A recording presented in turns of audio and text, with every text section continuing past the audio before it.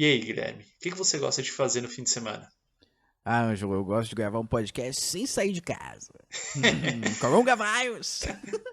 Salvando o mundo acordando às 2 da tarde. Porra.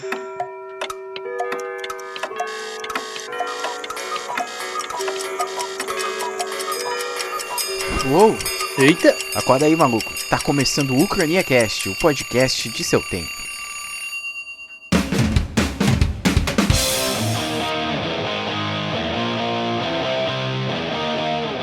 E salve, jovens! Sejam bem-vindos a mais um episódio do Quarentena... do Ucrania Cast. Aqui é Guilherme Silva, historiador em quadrinhos. E ao meu lado, só que não do lado, porque não pode, ele. O P2, o Ângelo. Boa. Hoje o episódio não é sobre quarentena, sobre coronavírus, mas é sobre filmes, né, que tem uma abordagem social, né, uma temática socioeconômica de 2019. O caso é até engraçado que os nossos episódios do Cronia parece coisa que tu encomenda no AliExpress lá. A gente pensa, vamos fazer um negócio, daí 2 meses depois dá. Aí a gente faz. Pois é, só tem que ter uma quarentena, uma pandemia, né, pra gente gravar um episódio, tomar no cu. Pois é, senão poderia ter sido até depois ainda. Mas então tá.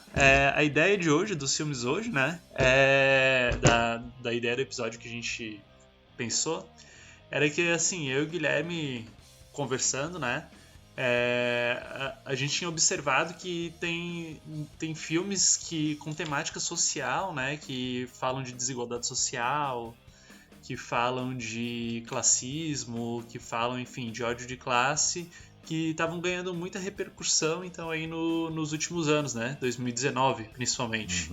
Repercussões, tipo, e destaques em prêmios que nem sempre, né, nem sempre se atentam a essas questões, né. Pois Apesar de que o Oscar, dos tempos pra cá, ele é chamado de esquerdista porque ele dá atenção pra essas questões de crítica social e tal, mas não vem o caso. Deve estar na lista de comunista já. Lista atualizada, né, junto Lista com, atualizada. sei lá, Microsoft e Apple. Ai, mano, que bizarro. Mas o... Mas então, tá, né? Nós estávamos conversando agora antes de começar a gravar, né? Que talvez não seja correto dizer que a temática... Que essa temática social, né? Ela esteja em alta agora. Talvez, a gente, claro, novamente não fez aquele recenseamento, não fizemos uma pesquisa, né? Para ver quantos filmes com temática social estão sendo produzidos e lançados aí, né? Mas o que ganha notoriedade aí é que esses prêmios agora estão sendo reconhecidos aí pelas grandes premiações, né? Estão tendo grandes bilheterias, etc. E daí os filmes que a gente escolheu para falar disso hoje foram o brasileiro Bacurau, o Coringa e o Parasita. E depois a gente vai fazer umas menções honrosas, etc. Então tá, acho que a proposta hoje era a gente começar a falar um pouquinho de cada filme, né? Daí depois a gente vê onde é que vai dar, onde vai descambar. Boa. Vamos falar então primeiro do Bacurau. O que tu achou do Bacurau, Guilherme? Bacurau, você já assistiu Bacurau, cara? Mas o Bacurau eu gostei muito. Teve gente que não curtiu tanto. Eu achei que ia ser mais uma unanimidade, mas as pessoas no meu círculo social, algumas delas, não gostaram muito, assim. Mas eu achei muito legal, eu gostei bastante, assim.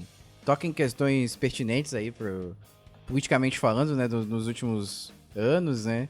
Principalmente no último governo, né? O pessoal lembra muito daquela cena que os brasileiros, eles falam assim, não, eu sou descendente de italiano, sei lá, eu sou mais como vocês, né? Sou do Tipo Sul. assim, mas como assim você é igual? Você é latino e tal, aí tem aquele baque, né, aquele choque cultural ali, né?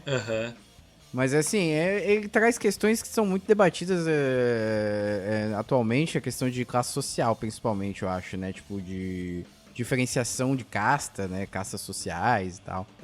E eu gostei pra caralho também porque, porra, é maneiro, a história é maneira, assim, é um filme cyberpunk, se tu quiser colocar nessa categoria, né? Abre muito espaço pra conversar, muita ideia pra lançar. Só lembrei agora que, já que a gente vai começar a falar dos filmes, né? Que se você não viu nenhum deles e não quiser spoiler, não continue esse episódio agora, né? Seriam vários spoilers. A gente quer comentar realmente dos filmes, comentar das cenas, etc e tal. Mas sim, que o que tu falou ali de pode ser que se passa no universo cyberpunk é muito real, porque tem alguns indícios, né? O filme não traz isso para a centralidade ali, mas tem alguns indícios de que se passa num futuro próximo, né? Isso, tem o drone, né? Tem as tecnologias, mas tem principalmente a desvalorização da vida humana, né? A vida humana pobre, né? Ou marginalizada, né? É um cyber-agreste, a gente pode dizer. Por aí. Talvez antes da gente continuar comentando as cenas, né? Vamos só falar aqui umas informações objetivas. O filme ele foi lançado em 23 de agosto de 2019. Então acho que todos os filmes são de 2019 mesmo aqui. A direção e o roteiro são do Kleber Mendonça Filho, que também dirigiu Aquarius, e Juliano Dornelles. Tu já viu Aquarius? Não vi, cara. É bom? Também não vi, mas eu sei que é com a Sônia Braga, né, que faz esse filme aqui também. Sônia Braga. O elenco é bem interessante, né? Que o elenco ele tem a Sônia Braga, que já é uma atriz brasileira renomada, né? O Tomás de Aquino, que faz o Pacote, que eu não conhecia esse ator, nem o que faz o Lunga, né? O Silvério Pereira. Acho que o Lunga, se eu não me engano, ele era um dançarino, ou ele era alguma coisa assim artística, mas acho que ele não era ator. Ou uma drag queen. Posso estar errado. O cara era drag queen. O cara é drag queen, né? Ele faz performance. A minha namorada que disse, se eu não me engano, a Mayara. Ela entende mais disso do que eu. A Mayara, que por acaso é contribuidora aí do É verdade, do Apoia-se. Apoia. O Apoia já tá pegando mofo, coitado.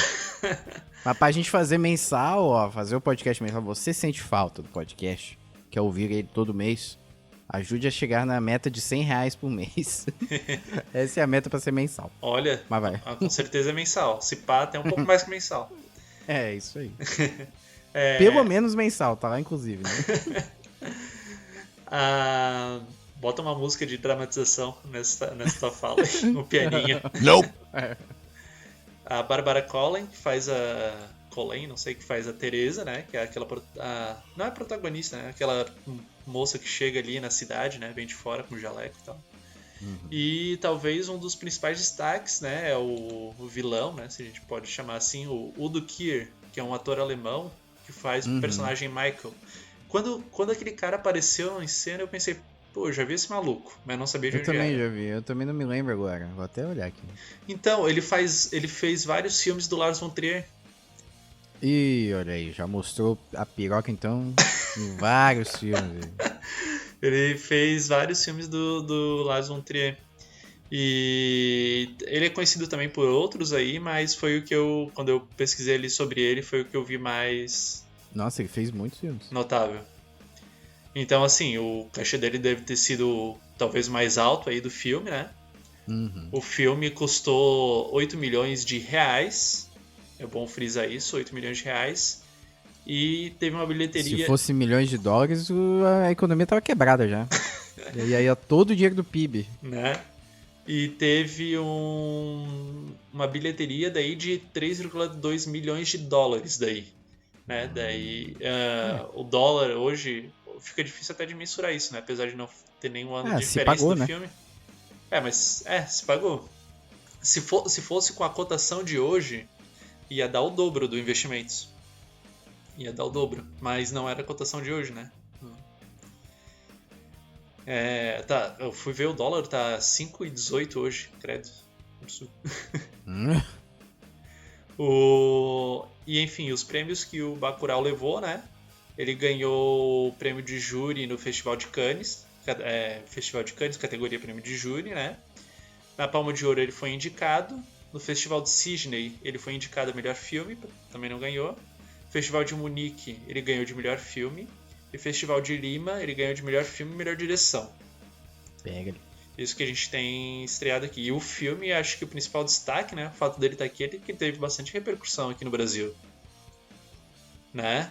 Ele É teve. verdade. Quando ele estourou, assim, as redes sociais divulgaram bastante o filme, né? O No pessoal. momento que o cinema nacional foi bastante atacado, né? Teve cortes de orçamento, teve... Ah, A Ancine sofreu vários reveses, né? Uhum. E bom, e como sempre, né? A arte no governo Bolsonaro é sempre muito atacada, né? A arte é subversiva, né? A arte conservadora é foda. O pior que tem, né? Tem aquele maluco que faz aqueles retratos com bala, já viu? Com Já ouvi projétil. falar. Antes eu tinha pensado, eu acho que não lembro de ver arte conservadora, mas daí eu lembrei desse. Que merda. Isso também me lembrou uma coisa do Bacurau. Tem uma. Aquele cara do Mamãe Falei. Ele fez algum vídeo, acho que sobre o filme. Eu não vi, eu só vi um trecho. Eu não sei nem se foi naquela página, né? Coisas ditas por raça que seriam legais, algo assim. Se fossem verdade. Se fossem verdade. Que é um trecho do vídeo lá do cara do Mamãe Falei, dizendo assim, imitando o Lunga, daí falando, esses caras, esses comedores de chucrute tem que morrer mesmo. Daí ele imita outra pessoa, mas não, Lunga, eles não são alemães, eles são americanos. Alemão, americano, dá tudo na mesma pra mim. É muito bom, cara, esse trecho. Porra, foda. Mas enfim. E o Bacurau, né, voltando ali pro enredo, pra nossa hermenêutica e a nossa interpretação do filme, né, ele, além de ter esse elemento aí meio futurístico, né, quais são os indícios que dizem isso, né, e uma hora aparece numa TV, numa cena meio de canto, assim, falando de execuções públicas, né, uma coisa que a gente não tem no Brasil, então a gente supõe que seja num futuro próximo, né. Mas também a difusão da tecnologia, né? O pessoal lá usa, tem tablet, tem celular, e tipo, é uma cidade super pobre e tal. E é muito legal. Uma parte que eu achei massa foi o fato, quando aparece o disco voador que tu mencionou ali, e um morador ali de Bacurau vê, né? Ele fala lá pro pacote que viu um drone. E tava com disco voador, mas ele sabia que era um drone. Ou seja, mesmo o drone ali estando com aquele visual de disco voador, não ficou naquela coisa de pegar a pessoa pobre do sertão e achar que viu um ET mesmo, sabe? Que viu uma assombração. O cara tá por dentro da tecnologia, o cara sabe o que é um drone, o cara sabe, enfim. Sim. Não fica naquele folclore, né?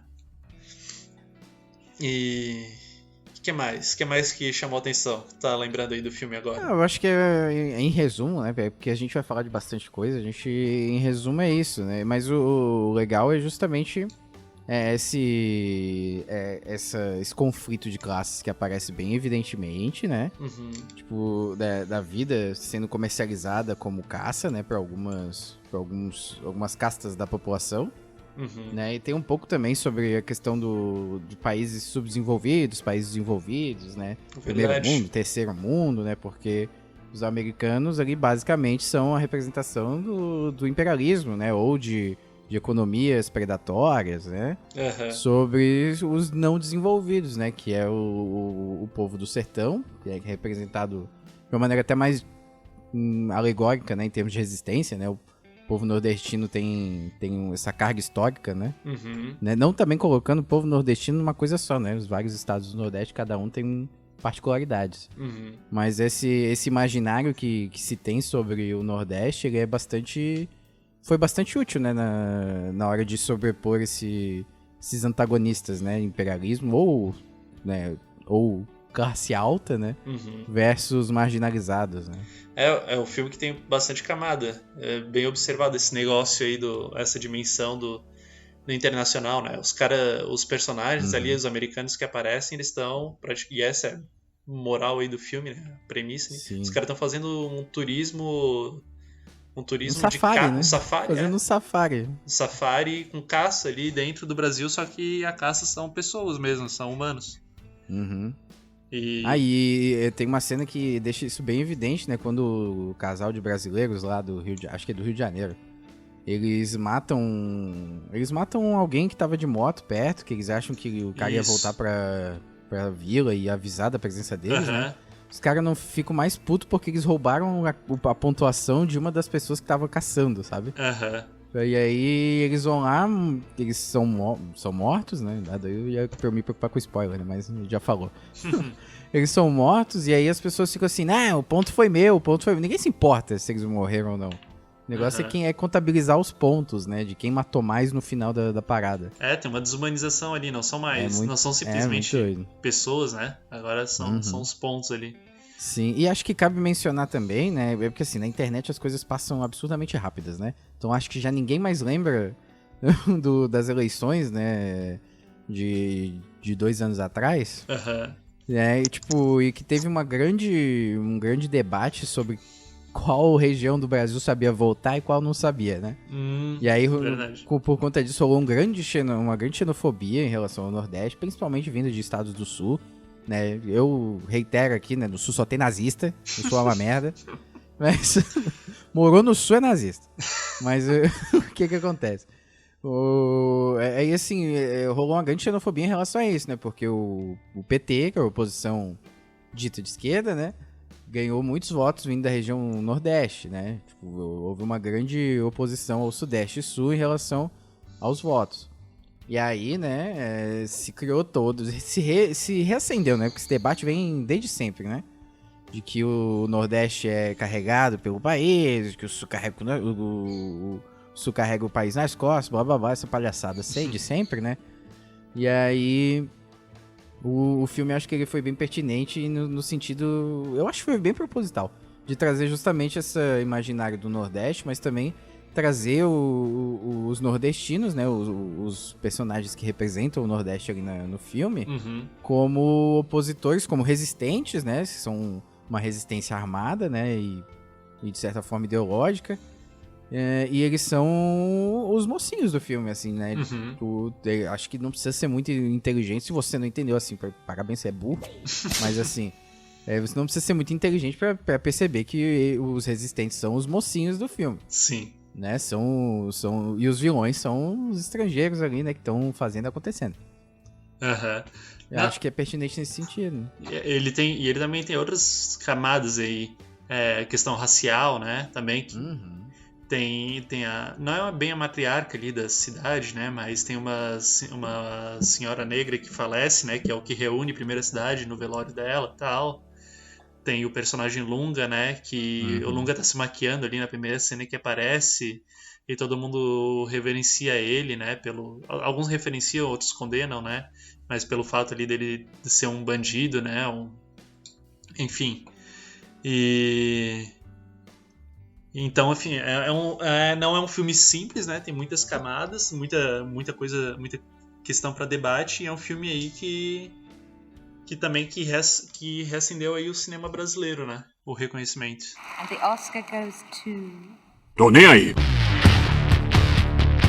Sim, um outro filme, então, que a gente selecionou é o Joker, né? O palhaço. Are you Coringa? Are you Coringa, caralho. Ou também, né? Filme que tá assolando a população, o Coronavírus, né? Ele foi lançado, então, dia 31 de agosto no Festival de Veneza. O que a gente já vê, né? A gente já começa a compreender a pegada do filme, né? Quando ele é lançado com antecedência num festival de cinema, né? No festival de cinema conhecido. Lá pro dia 4 de outubro foi lançado nos Estados Unidos, né? O país de origem. Então, assim, a gente já vê que esse filme, comparado aos outros filmes de quadrinhos, né? Ele é um filme que tem uma pegada totalmente diferente, né? Pode-se dizer um filme cult, né? Um filme que ele é um filme cabeça, né? E ele tem uma proposta de não ser um blockbuster, apesar de ter arrasado quarteirões aí em termos de bilheteria. Ele fez mais de 1 bilhão de receita. E foi gasto de orçamento, assim, 70 milhões, né? 55 a 70 milhões, segundo as nossas fontes aqui. Carai. De dólares, né? Isso em doletas. Então pense em número de real, quanto é que é isso, né? É mais de muito dinheiro. E aí o que acontece? Então é um filme que ele já tem uma proposta muito diferente, por exemplo, um Vingadores, um Liga da Justiça, um Batman. Né? Até mesmo o Batman do Nolan, ele tem uma pegada diferente, porque o Batman do Nolan não é cult, né? É um filme de ação. Né? Aquela trilogia clássica muito boa. Mas enfim, né? Vamos pra frente, porque a ele temática dá, não é essa. ele dá uma outra cara pra um filme que também não é um filme de super-herói, né? Nem tu disse, mas é um filme que tem origem em quadrinhos, né? Ele dá uma repaginada nisso. Exato. O diretor é o Todd Phillips, né? E roteiro também por ele e pelo Scott Silver. Eu não tô ligado em outros filmes que o Todd Phillips fez. Eu sei que esse é um cara, ele é um cara de comédia, né? Ele tinha feito alguns filmes de comédia. Se Beber Não Case. Ah, então, exato. É um filme super Então, cult. assim, foi bem surpreendente, né? Ele ter vindo pra esse filme, né? E trazer essa pegada bem sombria, né? O Coringa já é um personagem meio sombrio, mas o filme foi bem sombrio, assim, bem sombrio mesmo. Uhum. E o elenco tem o Joaquin Phoenix, o Robert De Niro e a Zizi, o nome dela é muito estranho. Zizi Beetz, que é a menina, o par romântico imaginário do nosso querido Coringa. E outros personagens que apareceram menos, assim, mas o que importa é o Joaquin Phoenix que ganhou o Oscar. Isso. Mas assim, a gente tem esse filme, né? Ele teve bastante indicações ao Oscar, principalmente, né? Mas ele teve indicações a outros prêmios, né? Ele foi indicado a caralhada de prêmio. Ele venceu trilha sonora e o melhor ator. Mas foi, por exemplo, melhor filme, melhor diretor, roteiro adaptado, fotografia, edição.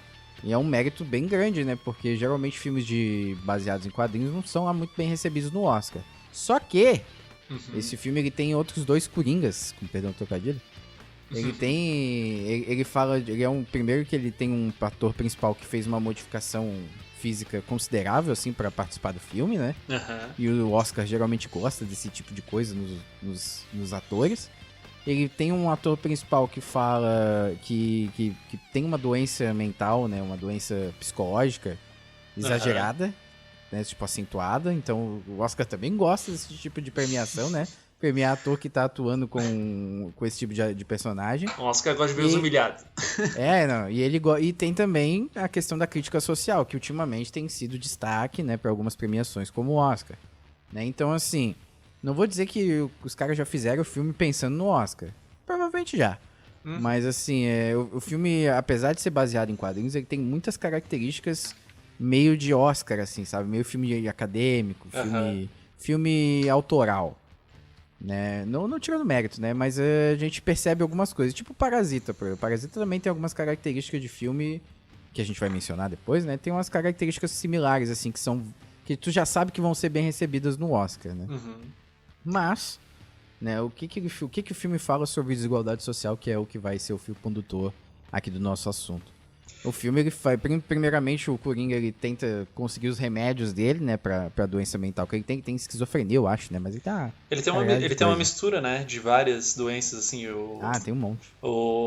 Pelo que eu lembro, assim, o criador botou, assim, várias coisas misturadas, vários sintomas, assim, Sim, misturados. Eu sei que a mãe dele é esquizofrênica, né, porque imaginava várias paradas, assim, né.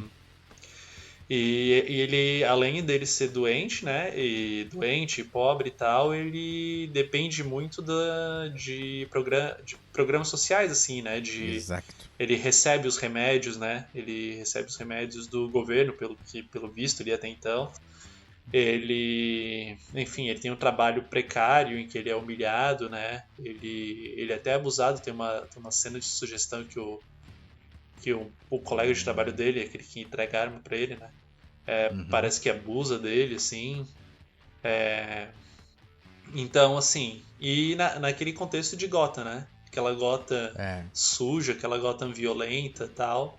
Que também dá pra gente considerar semi-cyberpunk, né? Semi-cyberpunk também. Ela não tem tecnologia, mas ela tem toda a catástrofe social, o colapso social. Isso. Que é representado nos filmes cyberpunk. Isso. Parece até o filme parece até sugerir assim que é realmente um futuro, assim. Quando tu tá assistindo, parece, será que é pra isso que as coisas vão se encaminhar, né? Mas eu não diria futuro exatamente, porque o filme tem características da década de 80, né? Os carros, os vestuários e tal. E também as histórias clássicas do Batman a própria Piada Mortal, que é uma história em quadrinho do Alan Moore, que fala sobre a origem do Coringa, são todos da década de 80, né? E se tu pegar os filmes cyberpunk também, eles trabalham com o futuro do passado, que é os anos 80 extrapolados ao máximo, né? Verdade. Existiram muitas crises políticas e econômicas nos Estados Unidos nessa época, né? E não era incomum em algumas cidades mais urbanas, assim, mais densas popularmente, populacional, né, em termos populacionais, ver lixo, assim, pela rua, ver, assim, o cenário urbano bem colapsando mesmo, né? Então essas referências fazem sentido e a gente acha que tá meio que no passado, mas é só uma estética, né? Porque hoje em dia, o nosso futuro, que é o presente, né? Não tá tão diferente assim, cara. A gente tem esse tipo de desigualdade constantemente sendo retratada, né? Tal qual o Parasita que a gente vai mencionar depois, né? Em contextos atuais, né? Coisas que impactam no filme. O que tu achou? O que tu ficou impactado? Que eu fiquei #impactado. A questão do... Tipo, eu acho que pela primeira vez não, né? Mas eu acho que de forma mais evidente, o Bruce Wayne e a família Wayne são colocados meio que contra a parede, assim, no papel deles enquanto bilionários, no meio daquela Gotham toda meio louca, assim, né? Tipo, geralmente o Batman é o herói, né? Ele é meio doido, meio esquisito, precisa de um psicólogo, mas ele é o herói. E aí, só que, pô, se tu parar pra pensar, o grande problema de Gotham é a desigualdade social, né? Gotham City sempre foi uma cidade com bastante violência, bastante gangue, bastante máfia, criminoso, o crime organizado tomando conta da cidade, e a política também meio corrupta por conta desse sentido. A polícia mesmo, omissa, não né? tem nem o que falar, né? Omissa e corrompida. Né? Então, assim, e aí o Batman sempre foi um bilionário. Um bilionário. Né? Mas que praticamente controla a cidade, economicamente falando. Pois é, que as indústrias Wayne fazem e acontecem, né, na cidade. Só que e aí isso não é tocado muitas vezes. Eu acho que no filme, isso também não é tocado diretamente, né? Mas acho que o Thomas Wayne, né? Ele é meio colocado contra a parede, assim, né? E quando as coisas acontecem, né? A treta estoura. Eu acho que estoura muito mais por conta também da greve da polícia. Acho que a greve da polícia também... A polícia também estava em greve, né? Se eu não me engano. Pior que eu não lembro agora. Mas o Bruce Wayne, ele se candidata, né? A um cargo político, né? O Thomas Wayne. Thomas Wayne, isso. Ele se candidata a um cargo. Sim. Ele faz todo um discurso político bonitinho lá na TV. Mas enfim, só que no fim das contas, uma coisa que eu não gosto no filme é que o Coronga, ele no discurso final dele, ele fala assim, eu não sou um cara político e tal. Eu acho que foi aí que o filme ele perdeu um pouquinho do que podia ser pra mim. Porque, porra, o Coringa faz e acontece, ele é uma criação de um estado que falhou, sabe? Um estado de bem-estar social que não existe, sabe? E aí depois ele fica maluco, ele começa a matar as pessoas. E ele fala que isso não é político. Porra, é muito político isso, na verdade, né? Ele é um fruto de uma política decadente, sabe? De uma tentativa de mudança. E aí eu achei que ali no final foi uma tentativa, eu acho que mais política, né? De não se fazer política, sabe? Isso. É o que eu diria também. Eu acho que foi muito isso, assim. Só um recadinho do Todd Phillips pro Oscar, né? Eu tô falando de crítica social, mas não tô... Eu acho que foi meio pra tirar um pouquinho o corpo fora, né? Pra não ficar exagerado, assim, a crítica, né? Isso. Pra não atingir o cidadão médio. Isso. Mas apesar disso, a gente consegue fazer uma leitura aprofundada politicamente, assim, sobre o filme. E acho que o lugar que ele mora também evidencia muito, né? O cara mora num lugar fudido, né? Ele, tem um trabalho merda, e aí, assim... a vida dele é toda complicada por conta das doenças que ele tem, né? E dá pra ver bem o giro mesmo quando ele não consegue os remédios dele, que ele no início ele quer ser curado. Ele fala assim, não, pô, eu tô tentando, né? Eu tenho uma doença, eu preciso dos meus remédios. É uma pessoa consciente de que ele não é normal, né? E o que é muito pesado, assim, pro filme, né? Ele anda com os recadinhos dele, né? Quando ele começa a rir, assim, pra entregar pras pessoas. Isso foi uma parada genial, viu, cara? Eu não sabia que tinha uma doença que te fazia dar risada, assim, descontroladamente. Foi muito genial colocarem isso no Coringa, velho. Aham. Uma coisa pra emendar muito característica, realista, né? Isso. Porra, é isso, o diretor e o roteirista estão de parabéns. Isso foi foda. Acho que a violência ali, né, bem coreografada ali, bem... que apresenta uma violência bem explícita, foi bem... Acho que é o que mais pega, assim, né? Acho que é o que mais... Porque tu tá falando de um filme... Não é nem um filme de anti-herói, é um filme de vilão mesmo. E... Só que muitas vezes tu acaba ficando... Como é que é? Como é que é a palavra? Me fugiu. Tu fica em alguns momentos com uma empatia, assim, Se dele. compadece. Se compadece, isso. Mas por quê? Por conta da questão da desigualdade social, da abordagem da desigualdade social. Sim, eu vi em alguns lugares as pessoas também reclamando, ou não sendo convencidas muito fáceis, né? A respeito do tipo de que alguns personagens são malvados de graça, assim. Parecem muito malvados, assim, gratuitamente. No início também eu achei um pouco isso, mas assim, depois que tu parar pra analisar de forma mais ampla, né, esses personagens que são simplesmente malvados de graça com o cara, só porque o cara é doente, só porque o cara é diferente, na verdade tu pode interpretar, né, fazendo um pouco aí de malabarismo, tu pode interpretar também que é uma sociedade já brutalizada, né, tipo, sem individualizada ao máximo, né, imagina, a gente tá focando só no Coronga, que tem problemas mentais, que não consegue apoio do governo, né, pra se curar e tal, e ele tem um snap, né, ele fica doido, assim, tem um estalo e ele começa a agir de forma agressiva. Imagina agora todas as outras pessoas, daí talvez essas pessoas não tenham, né, problemas mentais, né, não tenham distúrbios, mas essas pessoas têm problemas financeiros em casa, têm problemas de relacionamento, perdem emprego, ganham pouco, trabalham muito, sei lá. São pessoas que vivem numa sociedade que adoece as pessoas, né? Então, uma sociedade neoliberal que promove a desigualdade e que cada vez precariza mais a condição de vida das pessoas, com base o quê? Em lucrar mais, né? Com o objetivo de lucrar cada vez mais em detrimento das condições de trabalho, em detrimento das condições psicológicas das pessoas em relação ao consumo, a condição de vida, enfim. Então imagina, beleza, as pessoas são malvadas de graça, pro roteiro pode parecer meio repentino. Pode, mas se tu parar pra pensar um pouco mais afastado, me faz um pouco de sentido, né? Ou eu posso estar fazendo uma análise muito, muito distorcida, né? Muito forçada. Mas me parece fazer sentido em frente a uma sociedade toda fodida, toda estragada, que o cara vive. Uma cidade toda que tem lixo na rua porque os catadores de lixo não comportam ou estão de greve porque a vida é uma merda e essa porra toda. Mas eu acho que faz sentido isso que tu disse, porque isso existe hoje, né? A gente vê casos na TV, nos jornais aí de homicídio, de latrocínio, e tu sabe que no fim das contas tem uma baita dimensão social disso. Então, acho que, por exemplo, aquela parte que a gurizada lá agride ele logo no começo do filme, que ele tá fazendo a propaganda lá do serviço de palhaço. Eu não achei tão... Como é que é?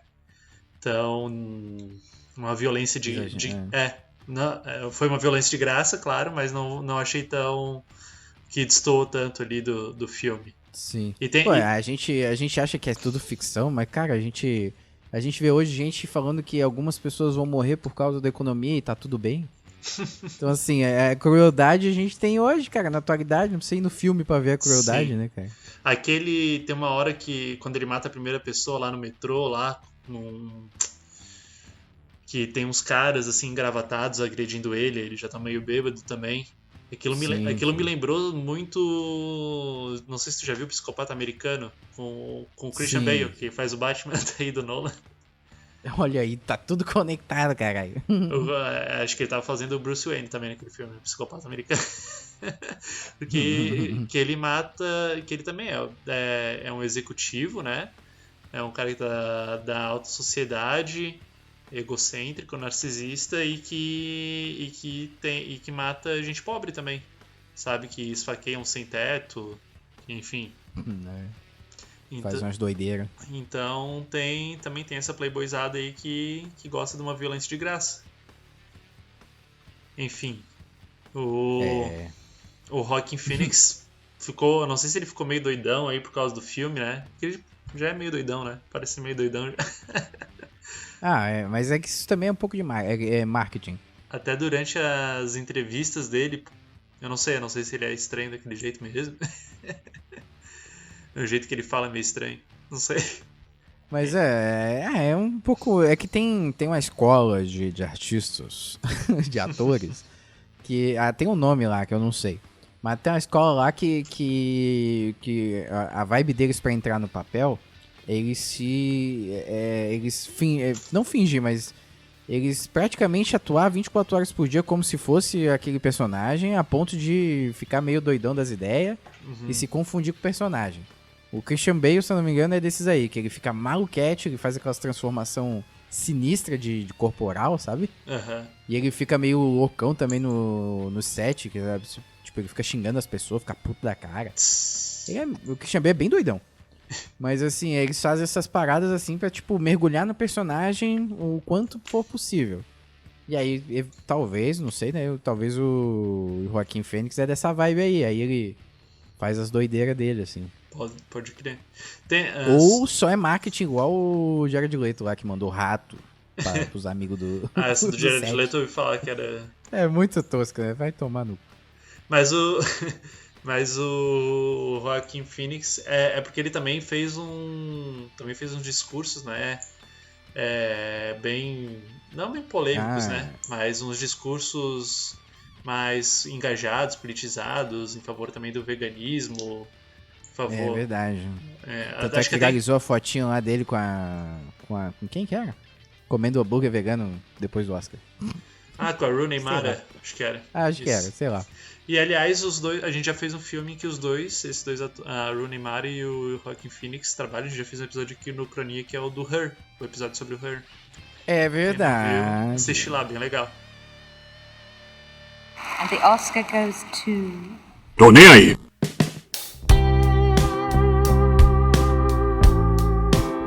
Então, o último filme aí da tríade que a gente escolheu pra falar um pouco hoje, né?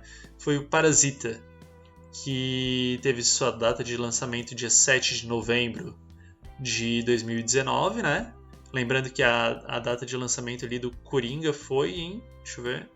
Agosto. Foi agosto, né? Final de agosto na Itália e início de outubro no Zéu. São filmes bem próximos, todos três do segundo semestre de 2019. O pessoal correndo pra lançar no Oscar, né? A direção e o roteiro foram do Bong Joon-ho, eu não sei pronunciar isso. E o... Bong Joon-ho, eu acho que é. Bong Joon-ho. E o... Vai. Falou com autoridade. Uhum. E o roteiro também é do Bong Joon-ho e do Jin Won-han. Enfim. O elenco... daí ferrou, né? Se já foi um sacrifício falar o nome do diretor e do roteirista. O elenco você já sabe, pesquisa no Google aí, cara. O elenco você já sabe. Mas tem muita gente, tem o Song Kang-ho, que é o principal, acho que dá pra falar, que é o pai da família. Ele já apareceu em vários filmes do mesmo diretor, ele é bem conhecido, né, acho que na Coreia. Esse ator eu também já vi ele não vi em outros filmes porque não assisti os outros filmes, mas já vi ele em cartazes, assim, em outras cenas que eventualmente recorrem aí. Mas os outros não, eu desconhecia. Enfim, todos atuam muito bem, acho que de quando eu assisti, assim, não critico a atuação de nenhum deles, todos atuaram muito bem. Recebeu um monte de prêmio, né? Dentre eles, o principal foi de Oscar de melhor filme internacional, melhor diretor e melhor roteiro original e melhor filme. Ou seja, enfim, levou os principais prêmios ali da noite, né? Com exceção foi o primeiro filme estrangeiro a receber o melhor filme? Acho que foi, né? Acho que foi o primeiro filme estrangeiro. Filme em outra língua, né? Verdade. Idioma, a não ser inglês. Isso foi um marco bem considerável, né? Aham. E ainda mais um filme com a temática social, né? Que é por isso que a gente tá falando dele aqui. Exato. Então não é pouca coisa. Os caras escolherem... Não sei se é uma escolha, né? Eles votam lá, não sei como é que é a lisura do processo, mas... Pro primeiro filme internacional ganhar de melhor filme com temática social é porque, enfim, tem um baita peso. Ele recebeu também a Palma de Ouro, né? no Bill Film Awards ganhou de melhor filme. Enfim, ele ganhou muito filme em muitos prêmios ao redor do mundo. O custo dele foi de 11 milhões de dólares e faturou, a bilheteria foi de 202,3 milhões de dólares. Ou seja, deu bastante dinheiro. Sim, ele não faturou tanto assim pra um filme, tipo, pra média de filmes, né? Uhum. Porque, tipo, um filme, ok, se pagou pra caralho, ele faturou um bom dinheiro, né? Uhum. Se fosse uma franquia, renderia uma sequência fácil. Mas, comparado ao, por exemplo, o Coringa, que fez 1 bilhão, né? Ele fez menos, assim, né? Isso. Mas ainda assim é uma ótima bilheteria pra um filme internacional, né? Internacional, referente aos Estados Unidos, né? Que a gente tá falando do circuito estadunidense, né? Isso. E o que tu achou do filme aí? O que chamou mais atenção? O que tu mais gostou? Mérito, destaque? Muito bom, né? Eu gostei muito porque, primeiro, não é um filme americano, que já é uma coisa muito interessante, né? Porque tu tem atuações diferentes pra caramba, assim, do que a gente tá acostumado, né? Muita gente estranha porque a atuação asiática, de modo geral, né? Principalmente de China, Coreia e Japão, que são a tríade, assim, que lançam filmes mais conhecidos no Ocidente, né?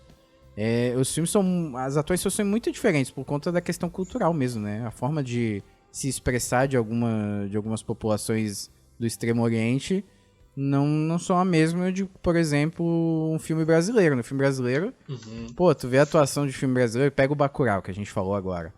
A atuação é completamente diferente, né, do coreano. O malandro brasileiro é muito diferente do malandro coreano, né, cara?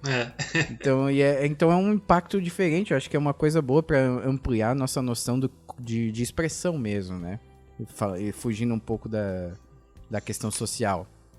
Né? Mas uma coisa legal, né? Aí voltando pra questão social, né? É que o diretor do filme, cadê? Eu tenho que lembrar como é que fala o nome dele. O Bong Joon-ho. O Bong Joon-ho, ele falou assim, né? Ele deu uma entrevista e ele falou o seguinte: eu quis fazer um filme sobre a vida na Coreia do Sul, né?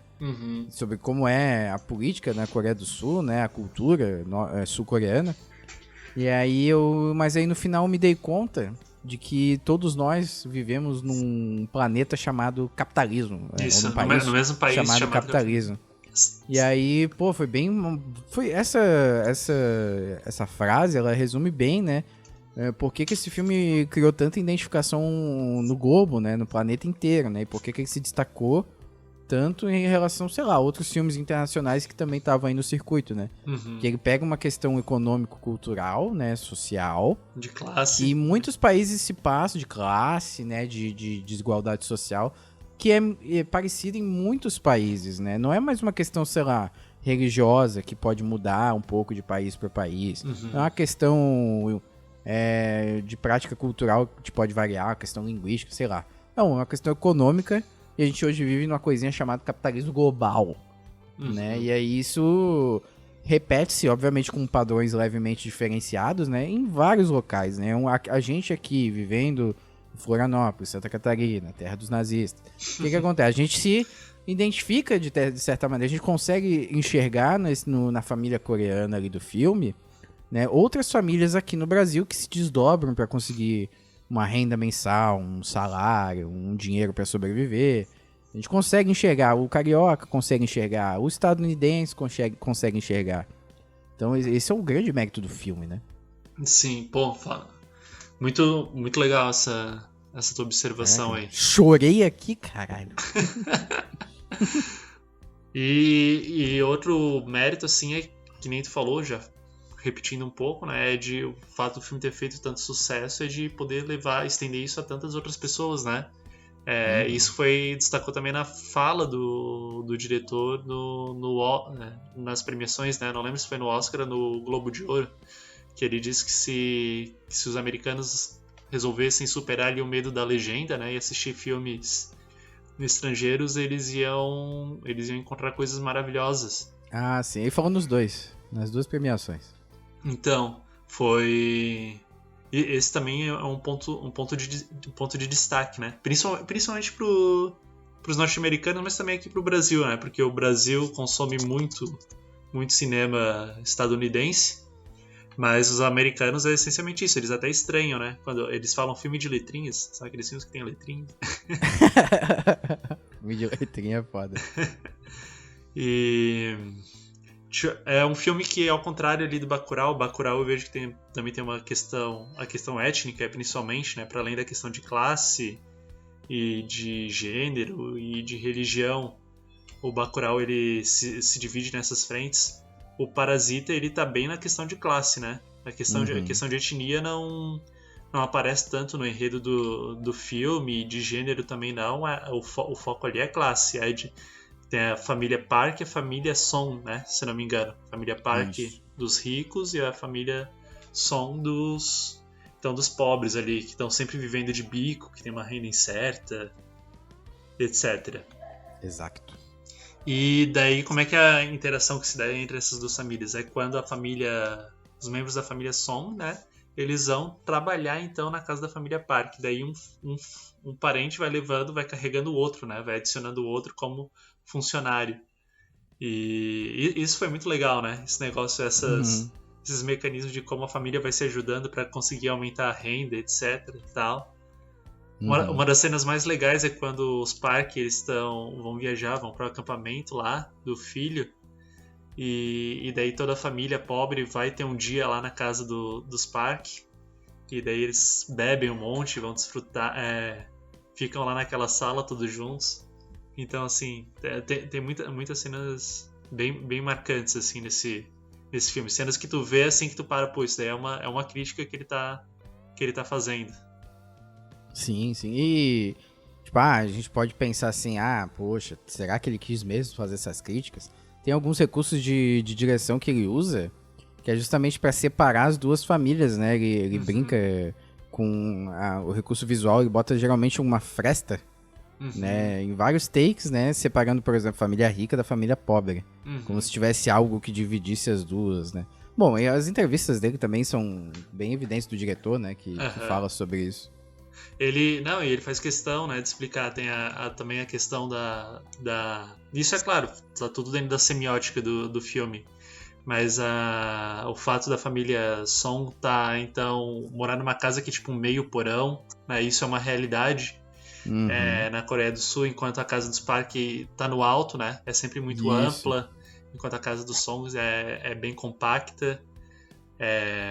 Aquela cena do carro que ficou famosíssima, né? Que a mulher tá falando, que bom que veio uma chuva aí pra dar uma purificada, e o cara que teve a casa inundada, enfim, tá puto dirigindo ali pra ela. Sim. E as cenas que ela fala que o cara, o patrão reclama, né? Fala que tem um cheiro estranho e tal. E aí o cara acha que ele tá fedido e tal. Tem um cheiro característico de pobre. Os caras só faltou falar isso, meter um caco antives, né? Você fede a pobre. Só faltou meter uma dessa, né, cara? Porra. Tem uma parte ali que eu ia dizer que eu me identifiquei, né? Mas pode ser problemático dizer isso. Mas aquela parte do final ali que o pai ali da família pobre tá no aniversário fantasiado de índio, e daí ele tá cansadão, assim, não quer fazer aquilo, né? Porque, enfim, porque ele tá passando um monte de perrengue, e daí o pai da família Park lá fala que, não, mas tu tá recebendo extra, então faz questão de fazer direito. E daí logo depois ele dá uma facada no cara. Aquilo ali eu achei uma cena muito forte. É forte mesmo. E no final também, a menina, ela sofre ferimento lá, e os caras praticamente ignoram ela, né? Foda-se. A família mais afortunada ali, ela foda-se, tua vida não tem valor, eu vou aqui fazer outro rolê aqui. Ele acho que tava salvando o filho dele, não me lembro agora o que tava fazendo. Mas ignorou completamente pra fazer outra coisa. Foi algo mais urgente, né? Isso aí. E é muito engraçado também, porque o filme é uma mistura de drama e comédia, né? Mas eu tava lembrando agora de quando quando a filha da família Song lá, ela dá uma ludibriada lá na mãe rica, na mãe do Park lá, e falando que o filho dela tem algum problema, e sendo que ela, na verdade, ela só tinha dado um Google pra ver alguma coisa pra falar dela. Daí depois ela comenta com a família dela, nossa, eu só mencionei um negócio que eu pesquisei no Google, a mulher começou a chorar. Então mostra tipo, as diferenças de preocupações, as diferenças de coisas que eles têm. Enquanto a preocupação de uns é comer? É ter o que comer, né? A preocupação dos outros é tipo enfim. E a mãe também sempre enxergava alguma coisa extremamente fantástica nas coisas que o filho fazia. O filho desenhava meia dúzia de palito ali e ela olhava e falava, nossa, ele tem uma alma profunda, artística. Ele, nossa, essas cores vibrantes aqui, ele tem talento, hein? Eu falei, oh, meu Deus. Puta, é muito gente bom. rica é uma merda, né, cara? Não, tem muitas piadas muito boas nesse filme. Mas enfim. E eu acho que é isso, né? De comentar dos filmes é isso. A gente pode passar para as menções honrosas aqui, né? Falar de outro filme do Bong Joon-ho, que é o Expresso da Manhã, que é com o Capitão América. Capitão América. Eu queria lembrar o nome do ator, mas tu falou primeiro. O famoso Capitão América. Tava saltando aqui, Capitão América. Mas vamos lá. O Poço, né? Recente filme espanhol. Que também... verdade, tá todo mundo falando do Poço agora, é só uma missão honrosa aí pra você parar de encher o saco. Acho que a gente vai até, talvez, fazer até um episódio só dele, do Poço, chamar o Dani pra falar com a gente. Ia ser bem legal, né? Um amigo nosso que tem um canal chamado Iluminismo Pós-Moderno, fica aí a recomendação. Fez um review sobre esse filme, vou deixar na descrição do post aqui. Isso. Tem o filme Daniel Blake, também temática social, Breaking Bad. Breaking Bad, que um dia teremos que fazer um episódio. Eu quero rever a série, aproveitar a quarentena pra rever um dia. Breaking Bad merece muito. Breaking Bad é praticamente um Coringa aí, cara. Ó, é a mesma vibe. Que é a pessoa que precisa de tratamento, o governo não dá, quer dizer, ele mora nos Estados Unidos, o governo não dá mesmo, mas é caro pra caralho pra pagar. E aí vou fazer o quê? Vou roubar. Vou traficar. Vou fazer a maldade. E aí, é isso aí, cara. Enfim, e vários outros, né, que tem por aí. Acho que são as nossas principais menções honrosas aí. Exato. Acho que é isso, né? Acho que esgotamos bem o assunto, né? Não esgotamos, mas a gente trabalhou bem dentro da nossa proposta. Ainda tem muito pra falar, né? Esses episódios renderiam cada filme poderia render um episódio, mas a gente resolveu condensar um pouquinho as informações e tentar fazer uma amarração, né? Não uma amarração entre os filmes, mas uma amarração entre o ano de 2019, né? E as possibilidades de manifestação artística com base nas críticas sociais, né? E na desigualdade social que existe e aí, infelizmente, existirá por um bom tempo nesse mundo capitalista neoliberal que vivemos.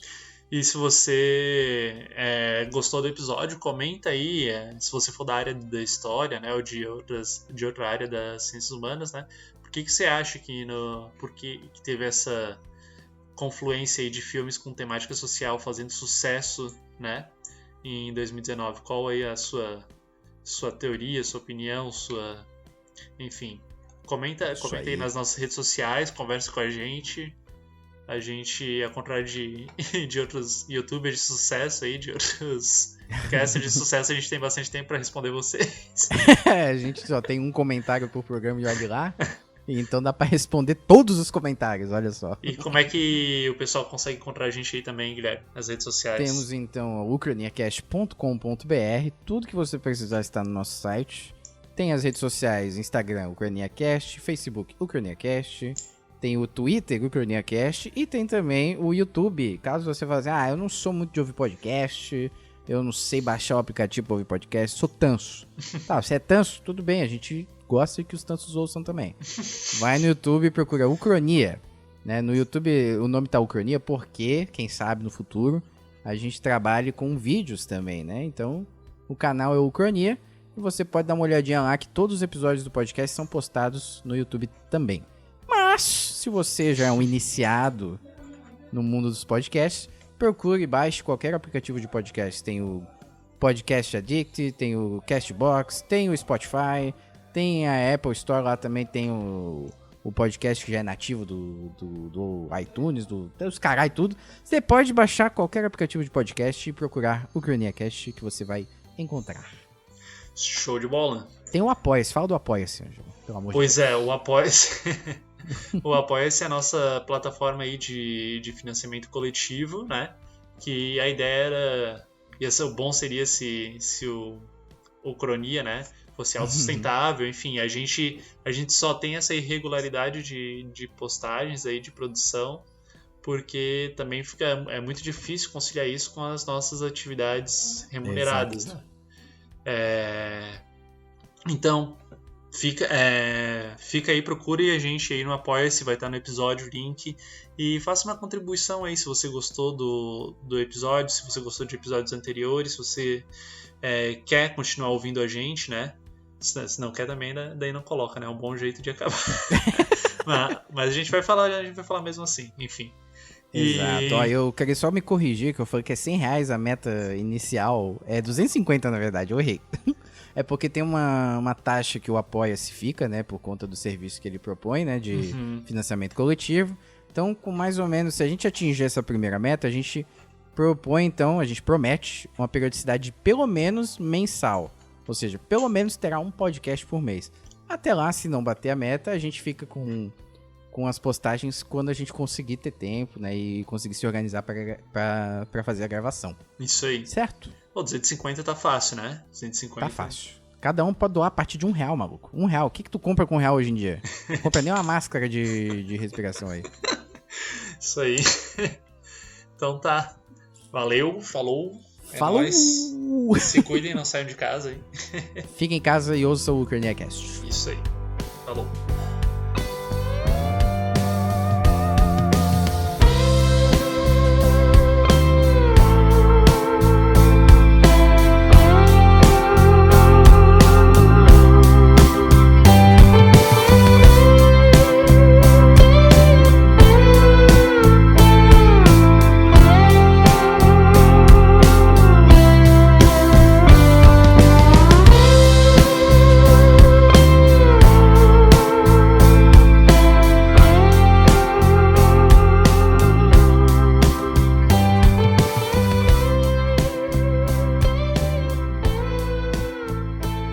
Saída pela esquerda.